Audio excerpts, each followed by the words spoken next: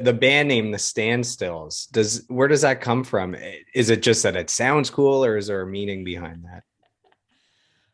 Well, we've tried to change it actually, but the label said no. Yeah. No, like you know what, when we were starting out, like we were just having a lot of fun. And Renee came up with the name. She's like, what if it's like kind of like a Western standoff? We call it something like the Standstills. We're like, yeah, that kind of rolls off the tongue. Let's go with it. Let's have some fun. And that was basically it. We never put too much thought into it. We loved it at the time. So we just stuck with it. And then, I mean, we got a record deal and now we're the Standstills. So that's kind of it. I think, like, it's the band that really makes the name. So that's always been a thing, the music that really defines what the name is. But we kind of looked at it over the years as something very kind of like moments caught in time, and like when life seems to just stand still, and like you're enjoying the moment and stuff. And that's kind of what it means to us now. And I think that's what a really incredible song does. It kind of just slows time down and really makes everything just that much more incredible. And I think that's kind of what the name means to us. And our pursuit has always just been like, we just want to write really creative, amazing music and amazing songs that mean something, that can make the world stand still for a minute, and enjoy the moment. So I think that's what it's kind of ended up being. But at the time, yeah, it was just like, we were just having fun and it sounded good. See, when I think of bands that, just kind of randomly name themselves and then regretted the name later, you think of ridiculous names like Red Hot Chili Peppers or Rainbow Butt Monkeys or Butthole Surfers. The Standstills is an awesome name. So I don't know. I'm glad you like it. I don't know Thank why. you. I don't know why you guys think of changing it. But anyways, it's got to stick now because of the success you've had already. So. Yeah, Thank you. what I really think did it? It was because we went on tour with a band called the Lazies, and someone brought it to our attention that it sounded like the worst tour ever, like the Standstills and the Lazies. You should add. Like, you should add. Do you guys do anything? Yeah. My favorite band is Winter Sleep, so you should add them to your bill as well. And it's Yeah. just a bunch of people. You put some couches on stage and you just lie there. I'd buy a ticket. Who would you say are the band's biggest musical influences? So when I've listened to your discography many, many, many times. Thank you. There's certain, bands that jump out and influences. So I have an idea, but for our listeners, how would you describe maybe the sound and who are the influences from the start? Well, I think the sound, Christian Tama. Yeah. But like when we first started, we were huge into John Spencer Blues Explosion. We loved underground stuff. It was just dirty, raw. Like it's almost like when you hear the recordings that people, it wasn't so perfect at all. It was so loose and so freeing, and that stuff was really exciting. And then over time, I think that, like we got really into a lot of desert rock. So like Caius and Queens of the Stone Age and Queens, all that stuff. But we also really, I like loved like some polished sounds too, like there's a way of doing that and still maintaining a certain vibe about it that still seems rich and cool. Like think that when there's a fine line. When you get too polished, it's like cheesy and just terrible. But if you kind of hold it at a certain level, it's just really good sounding, and you're bringing to light a lot of amazing things in the recordings. So like I think that Royal Blood does that really well, but Yeah, I mean, I was more influenced by the radio, to be honest. Like everything that was played on the radio was the songs I would go home and practice to or try out to. And I like Canadian rock radio especially like when we first got together, it would be about, we had doubles of CDs now because we had so many bands in common that we were listening to. And a lot of that was Canadian rock, but it's so weird because our influences are pretty split, but there are a lot of commonalities. And especially like when you're together for a long period of time, like it becomes a melting pot, right? Like I was never really into the grunge scene, like heavily, but he was. I was obsessed. And now I love it, right? Like I'm like, how did I not hear about these records? I knew the singles because of radio, but I never dove into it was the like records. Incubus for me. Yeah, and like, I love Incubus, but he didn't really know them. And yeah, I knew Mr. Bungle and like and Primus. He and introduced like me to Faith No Primus. More, and I was like, and I knew Incubus, but not the catalog. So when we met and I started to listen to the catalog more, like then I fell in love with it too. They're great musicians. I saw them a couple times in Toronto, and man, those musicians can play their instruments in Incubus. Oh, great albums. Yeah. Science, like where they're jamming, and that's so good. Mm-hmm.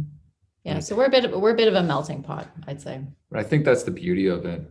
We're not the same person. That's probably for the best. You mentioned can rock. I actually have a question sent in from a fan that has to do with can rock. So this is a good segue. So they say, I was at a Standstills / I Mother Earth concert, and while IME was playing, Renee was rocking out and singing along to every tune. Was can rock a big influence on them growing up? And then he says, keep me anonymous because I have a crush on Renee and you're interviewing her husband, LOL. So I was Christian too, wasn't it? That wasn't, that is not, I can tell you that was not Christian. No, I know. So yeah, definitely had an influence on me. I think it like when growing up in Canada too, like at the time when radio was so huge, like the bands that we really had in common, like Big Wreck, Tea Party, like that stuff was, you never knew it was Canadian. You just assumed it was worldwide. OLP, and Treble Charger. I mean, Nickelback, if you have a guilty pleasure like me. But I do. Well, I do have a guilty pleasure. Me, I know people might hate me for that, but they got some massive songs. People only started hating them because they got huge. And you've made it when you start to get like legit global haters, right? Yeah, but there was amazing stuff. Dayglow Abortions. It's like Gandharvas from London, Ontario. But there's so many. I could miss so many, but all the Edge fests and when you think about how badass the industry is too, like you have a lot of really cutting edge hard rock bands coming out of Canada. Alexis on Fire, those guys they rip, like Death from Above, like that stuff it's really, really good music. So I mean, the guilty pleasure of CanCon is, I think, just the guilty pleasure of liking good music. Yeah, I've seen your sound described as something like the Queens of the Stone Age if they were body slammed by the White Stripes, something like that. So I'm wondering, Johnny, would you say that Jack White and Josh Homme are like your guitar heroes, or you just enjoy the music? I get a lot of comparisons with Jack White, but to be honest, like I enjoy his guitar playing, but he was never my big influence. Like I liked more Tom Morello stuff and the way that he was using pitch shifters and stuff and the heaviness in the guitar. I love Hill Country Blues, and I think that Jack White also, like, he loves Hill Country Blues. But I was listening to R.L. Burnside. I love the album of John Spencer Blues Explosion and R.L. Burnside, Ass Pocket of Whiskey. Like, I was into that stuff way earlier than knowing the White Stripes stuff. But I have a very deep appreciation for what Jack does as well. And as far as Josh, like, I just love what the way that he extends riffs into a certain hypnotic pocket. And I think that comes from a lot of my enjoyment of listening to Hill Country Blues. Like there's a way of just enjoying I guess it's just enjoying the moment again, like that, there's a lot of music that's very progressive, or it goes from one thing to the next to the next. It's very fast. But sometimes when you just hit a pocket and you can just groove to it, like that to me is something very special, and you don't have to be, sometimes the progressive stuff gives me anxiety. Like I'm just like, why does it need to change so quickly all the time? Just like, I just want to like bob my head or like move to it or dance to it. And I think that Josh was probably like a massive influence in for me in that sense of the stoner rock stuff. And you get to really feel the guitar breathe on notes, like, and it's just that it's like every single time you're hitting the strings in that same pattern, the guitar is vibrating differently. The overdrive is vibrating differently. The amp is acting differently, and all of that stuff is happening constantly in those grooves. And I love that. I love the way that it feels different, like almost every time you hear it, because it's not just one perfect thing over and over and over. It's this character over and over and over, but just shown different ways, different ways it's vibrating. I don't know. I'm getting deep into it now. What was the question?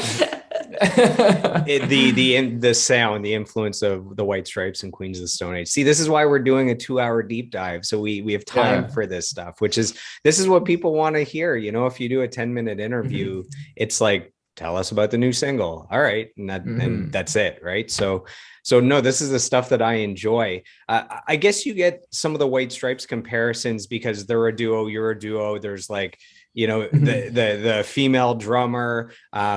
Some of the guitar sounds on some of your solos have kind of an icky thump type of vibe, which is awesome. Like if you're going to get a guitar tone, I mean, that's one of the best. I'm curious. We've talked about the Wild West themes a bit. I'm just curious how you guys got this Wild West theme, sound, look, imagery. Are you guys fans of Westerns, and do you have a favorite Western movie? Is Clint Eastwood your hero?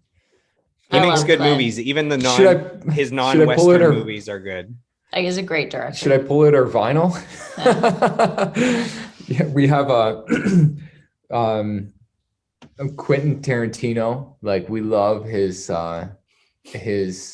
like for him is I think his Western style stuff. I guess it's you grab it like everybody like Django Unchained or the Hateful Eight. We got the Hateful Eight vinyl, which is like that's why I was gonna grab it, but it was like it's this incredible looking vinyl that has like all these blood splatters all over it, and it's just like, but I guess everybody just gravitates towards what they really enjoy, and that's just what we really enjoy. Like it stemmed from the soundtracks, I think, of those movies, right? Like Ennio Morricone is just the most amazing composer, and like that music just lent itself to the themes of the movies, right? Yeah. Mm-hmm. I love Clint Eastwood, and I love Westerns. I don't know, I'm trying to think of like where that actually came into the music, or like how that happened organically.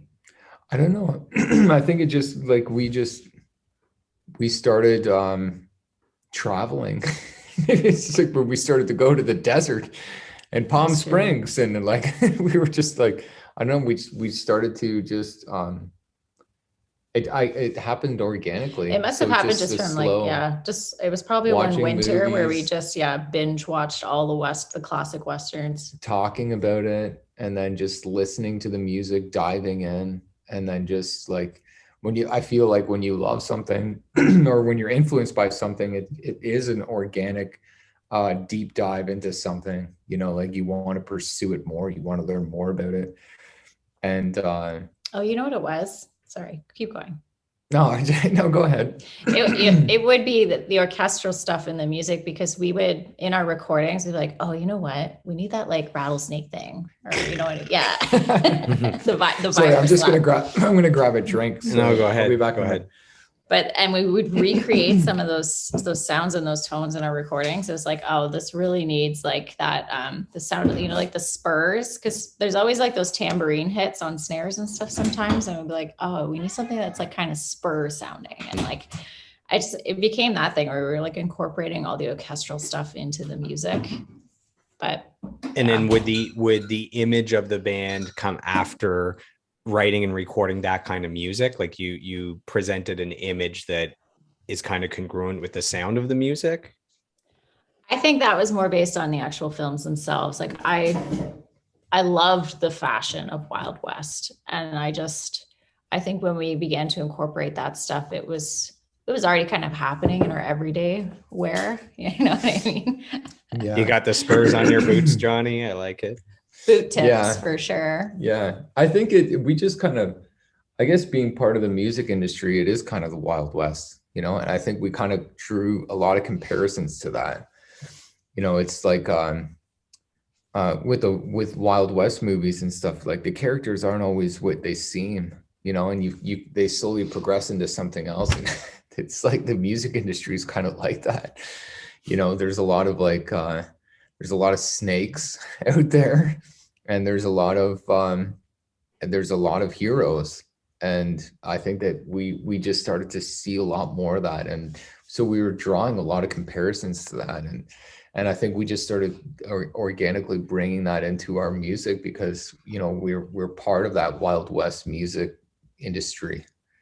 And I guess that's just the way that our story is being told. Like, and we're just kind of bringing that more to light. So I don't know if you guys are into video games, but if you were a video game, you would be Red Dead Redemption 2. So if you don't know what that is, it's one of the greatest games of all time. It's definitely the best Western game of all time. And as I'm listening to your music and watching the music videos, I was like, man, these guys fit right into the world of Red Dead Redemption 2.